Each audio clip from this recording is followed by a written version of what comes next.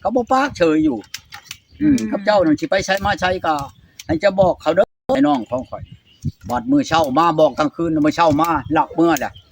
ข่อยไปเก็บมะม่วงพวกนั้นมาเมื่อแล้ว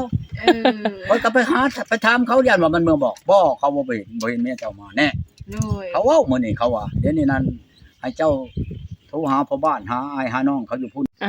กับทักทายสบายดีเบิดทุกคนเนาะผมพอกับสาวเมยมื้อนี้ก็ได้มาหาทางตุกกอนเนาะทางสาวเมยเองก็บ่ได้มาหาตุกกอนก็เป็นเวลาโดนเลยเนาะมาบ่ได้มาโดนเติบมาบัดนี้นำน้องจนเขียว แต่ว่าในมื้อนี้ก็ความบังเอิญว่าบ่เห็นตุกกอนเด้อตุกกอนเพิ่นอยู่เทิงยังบ่ฮู้สาเหตุว่าสิลัดยังขึ้นไปเว้ากับเพิ่นอยู่เนาะก็บ่ฮู้ว่าเป็นหยังเนาะก็การได้ยินข่าวๆมาเพิ่นว่าสิบ่อยากให้อิหยังออกคลิปออกหยังจักอย่างเนาะแต่เฮาก็ยังบ่ฮู้ว่าไปสาเหตุว่าเป็นนำหยังเนาะก็ยังเว้าบ่ได้แต่ตอนนี้ทางสามเองก็สิมาถ่ายบ่อนจอดรถตู้ก่อนป๊าดโธยังอันน่ะ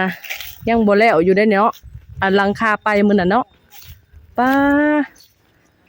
มาแต่เถื่อผูกมักม่วงลายแฮงเลยแม่นผู้หลังคาแล้วก็ยังบ่แล้วซะละน้อยเอ้ยสังกะสีผู้ใช่นานแล้วนะเบิ่งขึ้นตัวนี้เด้โอ้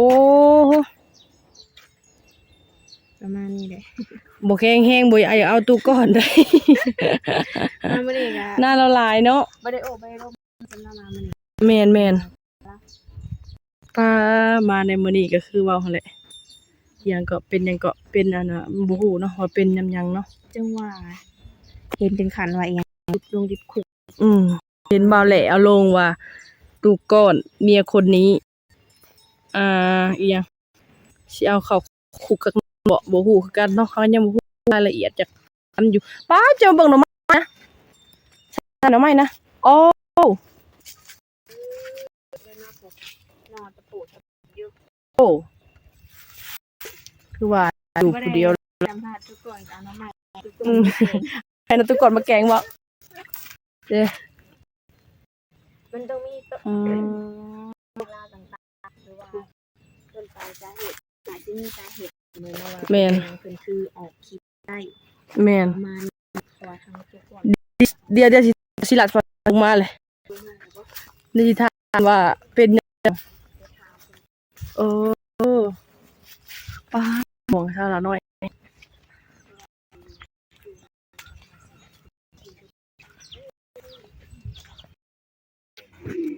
เฮาก็ตามมันเว้าอยู่แต่ว่ามันยังบ่อยู่เฮาเมื่อแหละเฮาก็โทรใส่พนักงานอยู่ในบ้านเขาแล้วให้ติดตามมาเว้ากันนี่บ่ช่างนั่งบ่ลาแปลว่าไปบ่แบบว่าคนบ่มีหัวตีนไปนอนนี่เนาะกับเฮาน่ะมันเป็นจังซี่น่ะดิแล้วเฮาจังว่าสิรถเอาเบอร์พ่อบ้านนั่นตำรวจอยู่ในแคมป์เขาแล้วบอกเบอร์พ่อบ้านน่ะเขาสิโทรเอาโทรให้มาเว้ากันก่อนน่ะนะกับเฮาน่ะแต่ว่าหาไปเมื่อฮอดกลางท่อกลางทางมีคนฆ่าคนตีบ่ผิดบ่เฮานี่เขาจะถามมาชี้นะผู้เฮาเป็นลูกเป็นผัวนี่อ้ายน้องเฮานี่เฮาเข้าไปปรึกษากับอ้ายกับน้องเฮาเจ้านี่ผิดได้เดี๋ยวนี้น่ะมันบ่ลงรอยแล้วมันแปลว่าเฮาห้องมาแล้วไหม6 ล้านกับหมูตัวหนึ่งถ้าไปเด้เจ้าไปบ่ช่างนั่งบ่ลาเฮาก็มีอ้ายมีน้องไปรับไปถ้าเอาข้างแน่บ่แม่นว่าเฮาไปเอาผู้หนึ่งผู้เดียวเฮาคนเต็มรถกันไปฮอดแล้วบัดจักเมื่อบัดลักเมื่อชะเมื่อวานนี่เฮาไปเก็บมะม่วงอยู่ในนาใกล้ๆนี่มาแล้วเมื่อแล้วแล้วผู้ติดตามให้เฮาน่ะก็หัวหน้าอันนั้นตำรวจอยู่ในอันนั้นแหละในวิระแหละเฮารู้จักกันกับเราเด้เจ้าเมืองในวิระเฮาก็รู้จักกันไปบ่รอดดอกอีนี่นั่นเฮาบอกเท่านั้นแหละเนาะนั่นแหละอยากให้เลยเฮ้ยเนาะว้าวไปแบบว่าคนบ่มีหัวตีนไปนอนเฮาก็มีเนื้อหลักอักษรมีอ้ายมีน้องมีพ่อมีแม่เมื่อเวลาไปก็บ่แม่นไปผู้หนึ่งผู้เดียวน้องเฮาก็ไปหลานเฮาก็ช่องบัดนี้หมู่เฮาก็ผู้หนึ่งบัดนี้แล้วก็พ่อบ้านอีกก็ไปนำแล้วก็ไปรับเอาก็มามื้อนั้นบัดมาเฮือนเทิงชานแล้วมามีคำเว้าในนั้นนี่ โดย มือตำบิดแต่ว่าเจ็บท้องยังเมื่อก็ว่าเมื่อเฮาบ่เมื่อสิคัดสิปล่อยเมื่อผู้เดียวหั่นไทบ้านก็สิตีเฮาบ่ไอ้น้องก็สิตีว่าเมียเจ็บท้องเจ็บไส้กับปะเมื่อแม่เฒ่าอยู่พุ่นก็สิเว้ากับเฮา อืม เฮาแหละพาเมื่อเฮือน เมื่อเดือนแล้วก็ เอาอ้ายเอาน้องมา โด เอย อมาอันนั้นกับเฮาแล้วก็ให้ขอให้ไวเฮาก็ไวก็ขอมื้อนั้นก็เชียร์เงินเทิงมันพอลามแล้วก็เทิงเจ้าโคตรแล้วก็เทิงมันหมูเทิงมันฮีดบ้านอีกก็ผู้ที่เสียชีวิตไปหลาย อืม ไปมื้อนั้นสิเว้าได้ เบิด ซั่น รายเนาะ เอาแล้วบ่หลายเด้อเด้เจ้าโคตรนั่นก็5ล้าน โดย ค่าบ้านก็3ล้าน โดย ค่าหมูอีกก็ล้าน8แสน ม ค่าเบียร์ค่าเหล้าอีกก็ช่องล้านไปหมอลำก็ล้านหา โดยโดย จะว่าได้ฉันก็คือมันแล้วบ่แม่นคนซื่อมาได้ช่องคืนหอบเมื่อหลักเมื่อช้ำอีกถึกบ่ฉันอยู่ในกฎหมายนั่นผู้ใดอันมันถึกแล้วก็คันอีนายนี่ อันหมอใดไปเอานั่นสิเป็นเฮือนเป็นชานสิห่างสิมีคอดมหำผัวมัน โดย อีนายบ่ดมหำมันโลดหำดมผัว เอา มัน แน่ น่ะ นั่นเด้อว่าพ่อใหญ่ ผัวเก่ามันน่ะตีจนแขวขาดหักนี่ทางเทิงนี่เด้อ เนาะ เว้านั่นเขามันบ่ฟังความไผนั่นแหละ อืม มาแหละมาเพื่อนแม่ได้ชอกจะมือขึ้นไป โดย มาขึ้นไปหาผัวเที่ยวขึ้นไปมันตีหัวแล้วขึ้นมา อืม เอาผัวอยู่บ้านป่อนี่ทางเขาวิละนี่ โดย เดี๋ยวนี้มันเป็นบ้าแห้งแล้วบักอันนั้นมันไปอยู่ในวัดพุ่น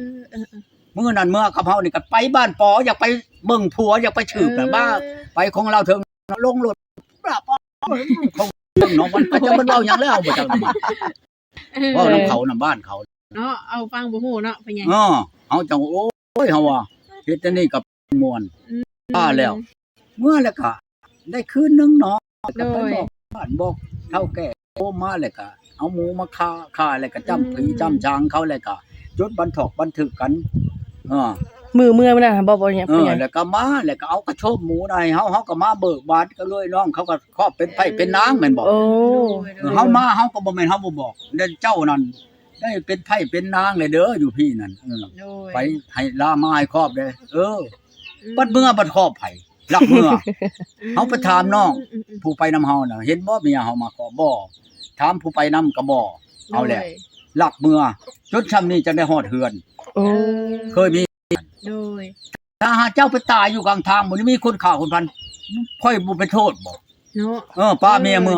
แม่น มันต้องไปโทษอยู่ในกฎหมายนั่นเอ้าเมียอยู่นำเจ้า เจ้าไปยังบ่บอกบ่เว้าเพิ่นว่าอันนี้บ่เขาว่าคำเฮามันน่ะอันนี้เมื่อนี่น่ะเฮาห้องมาเฮาเอาแล้วเบอร์บ้านน่ะมื้ออื่นเฮาสิห้องมาให้พ่อบ้านน่ะบอกพ่อแม่ไอ้น้องมาเว้ากันอยู่พี่ของเฮาเอามาเฮือนเฮาบ่ไปได้ไปเว้าอยู่ของความมันอยู่พี่เด้สิเว้าอยู่ใช้ก็เว้าความอยู่พี่ โดย มานำเฮาแหละสิรักเมื่อนี่บ่ได้แปลว่าเอาไอ้น้องน่ะมาเว้ากันดีชั่วกันกันเดี๋ยวก่อนเขาว่า6 บาทลาดไผหนีบ่เคยหนีบ่ลา โดย อยู่ในบ้านเฮานี่ เนาะ คันไผไปบ่ช่างนั่นเขาเอา6 บาทสิมาลาดเขาว่าเคยไปบ่ลาดนี่ก็6 บาทสิมาลาดในช่องอันนี้น่ะได้เอามาเฮือนมาชานเฮาก็จดว่าเจ้าขึ้นเนาะน้องหนูเอากระโชบหมูไปอ่ะ โดย นี่เด้อบ่อันหัวเมื่อนาหางเมื่อเท้าเขาให้แล้วเขาก็ขึ้นบอกเว้าแล้วเขาก็บอกเฮาเมื่อแล้วบอกเมียตัวเด้อบ่ได้ไปใช้มาใช้ก็บอกได้เฮามาเฮาก็บอก โดย เจ้าปฏิไปสิมาใช้กะบ่ให้อันเมื่อโลดใดมาโลดใดเด้อบอกเขาได้นี่ช่างนางลาได้ ไปลามาให้ขอบ กับ มาตุ กันถุงเจ้านี่ เครื่องนุ่งของถือเจ้าแม่นนี่ตั้งอยู่ในนี่นั่นให้เจ้าเอาเชือเอาเป็นบ่เชือชิ้นเอาแม่นบ่ชิ้น อันนี้นั่นเขาว่าเขาเตรียมมันให้คนตายสิพายไปอันให้คนตายนั่นในกระเป๋านี่เขาบ่ปากเฉยอยู่กับเจ้านั่นสิไปใช้มาใช้ก็ให้เจ้าบอกเขาเด้อไอ้น้องของข่อยบัดมื้อเช้ามาบอกกลางคืนมื้อเช้ามาหลับเมื่อแหละ บ่ ไปเก็บมะม่วงพวกนั้นมาเมื่อแล้ว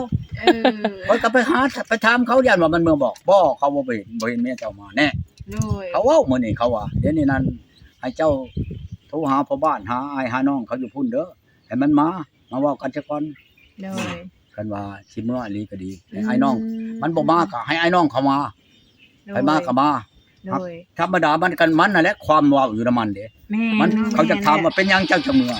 หัวจะขาดตัวตีบ่ นี่นะโทรมาตุ เด้อโทษเด้อ โด โท ย ษ โดย เขาก่อน โดย นั่นได เอาเบิดแล้วก็เติมใหม่แล้วก็เว้ามาใหม่เออเติมแล้วก็เว้าโลดเอ้าว่าจะไปขอนั่นแล้วเฮ้ยคำมันสิเป็นตาได้ฮะให้เอ้าหมอนี่เว้าไปน่ะแม่นแล้วโตแล้วเอาแหละอันจูหัวป้าน่ะแม่จะเมียโตน่ะมาอยู่นำกันกับเตกนี่เตกมีอยู่แล้วเขาเลี้ยงโตนั่นเห็นบ่เตกน่ะมีอยู่แล้วเขาเลี้ยงโตอันจนนั้นสิ้นชีวิตนั่นกันโตเขาเตกปีหนึ่ง300ปลายแล้วมาโลด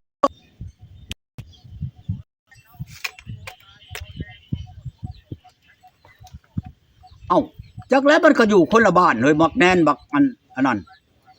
บักอันนั่นมันก็อยู่นักกระชอกพุ่นเฮาบัดอยู่กุดแค่พี่อันโตเป็นทหารนำกันหมดทุกคนอยู่เฮือนลายเด้ออันน้องชายเฮาอันเมียเก่าเฮาก็รู้จักที่เขาหมอทั่วหมอนั่นหมอทั่วน่ะน้องเมียเก่าเฮาอันนั้นน่ะ